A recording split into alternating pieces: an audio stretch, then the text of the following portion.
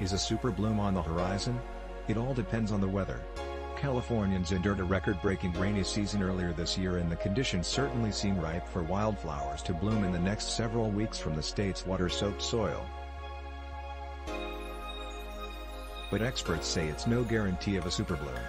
The key ingredient is more rain, because the difference between a superbloom season and a regular wildflower spring will depend on whether California gets more rain in the coming weeks.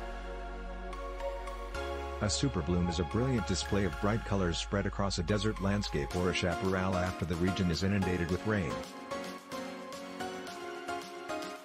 While large swaths of California did get record-breaking rainfall, the season could turn dry over the next several weeks, reducing the chances of exceptional blooms.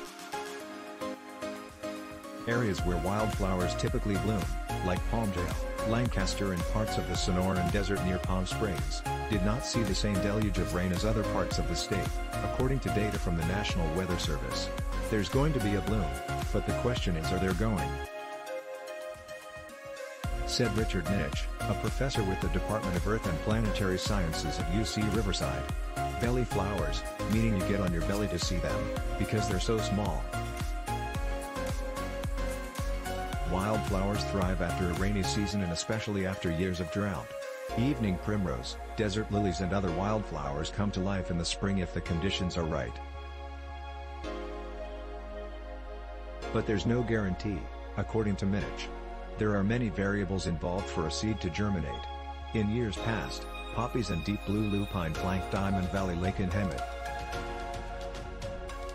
Lupins, ocotillos and yellow bricklebush have carpeted the desert floor near Joshua Tree National Park.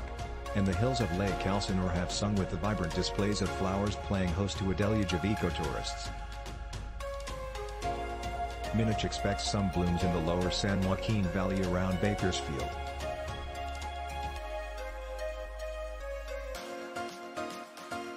For most of the West, the orange California poppies garner the most attention on Instagram and other social media sites in the brief window during a superbloom, but the very concept is relatively new, mainly fueled by social media and attention-grabbing headlines.